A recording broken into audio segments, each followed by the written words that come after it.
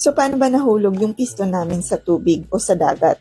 Yung piston na yan is for off landing. Crane operator naman ay si Boson at yung nagsisecure na yan ng sling is si AB. Duty AB po siya at that time. So, around 1700 po yan to 1800.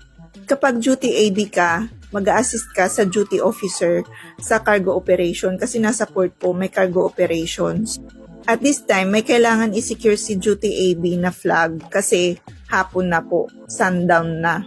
So, dapat i-secure niya yung flag na yan pero nag-assist siya kay Boson. Wala rin po kasing nag-a-assist kay Boson, kulang ng manpower. Sa nangyari na to, yung opisina nag-ask ng incident report sa safety officer namin, which is si chief engineer. Pero hindi po ganun ka-satisfying yung report niya, kaya hiningan din ng statement yung duty AB tsaka si Boson sa nangyari. At the end of the investigation, wala pong nasisi yung company or yung office dahil po talagang may violation sa work and rest hour. Nasa port po kasi, kaya normal, medyo talagang busy sa port na to. Nag-receive po kami ng spare, stores, provision at kung ano-ano pa po. At marami pa pong umakyat na mga technician at mga inspector.